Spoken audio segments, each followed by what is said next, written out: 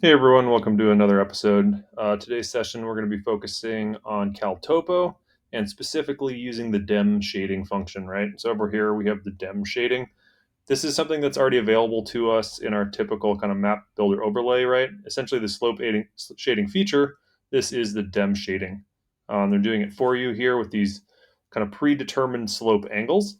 And while this is like pretty much a very effective tool in terms of kind of modeling terrain that's hazardous in terms of persistent avalanche problems, it doesn't actually do a super good job of highlighting the nuance in steeper terrain, right? So this is really more about like finding terrain that's of concern for persistent slabs, right? And those are releasing in many cases down into like angles as low as 34, 33 degrees, in extreme situations even below that.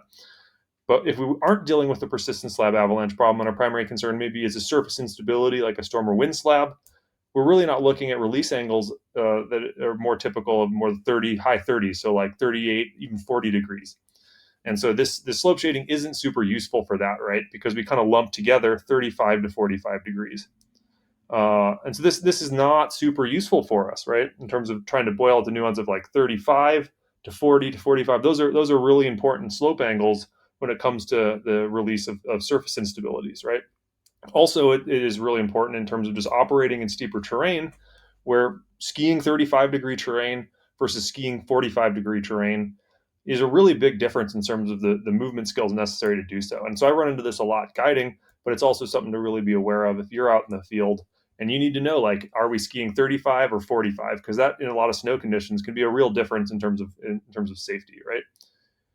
So while this is useful, sometimes I do want to boil down a little more nuance in the terrain, and using the Dem shading can be really useful. And so I picked this area in the Mount Baker backcountry by the ski resort here, the Table Mountain Zone, the Begley Lakes Trailhead, because this is an area that is very typical of managing surface instabilities, as opposed to maybe picking a venue in Colorado.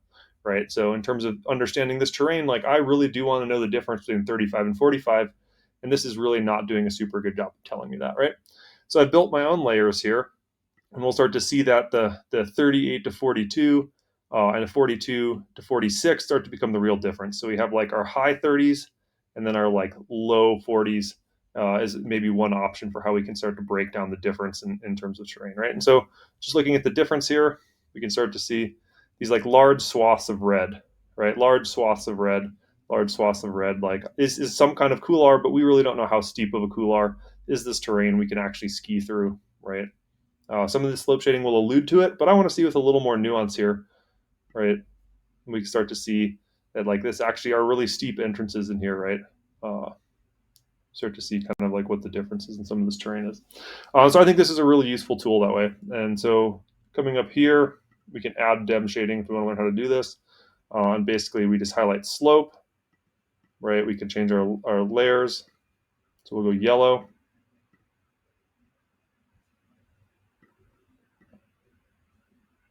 30 to 34. And these are just like ones that I just kind of pulled off the top of my head. It really depends on kind of like what are you really looking at? Like what is the line that you start to be concerned about steepnesses, right? You're like, I start to get really uncomfortable around 45, then you might start using that as kind of a reference point for how you build this, right? So 30 to 34 becomes yellow, and so what I'll just write is 30 to 34 yellow, and that can start to become my key, right? So when I save this, start to see a new one appear. But this one is the one I already constructed. So we have all of our different slope shadings with all of our different colors here. And I can actually just copy and paste this once it's built in and out of different maps, right? So I can pull it out, put it into another map here. Uh, I'll frequently be using several of these kind of layer features if I try to understand like more nuanced terrain, steeper terrain, generally from a perspective of like, yeah, is it staying sub 40? Is it staying sub 42? Is it going to be within the realm of movement skill that'll be enjoyable for the group of people I'm skiing with, right? So really kind of useful modeling, especially in an area like this where we can see the real impressive resolution. This is an area that's been scanned with LiDAR, which means that like we really do have a really accurate picture of like where our weaknesses are, where we might be skiing. So super kind of useful tool here. I'd encourage you all to play with this using that Dem shading feature. So we'll look at one more instance in another episode here of how the Dem shading can really improve some of our understanding of the mountain terrain.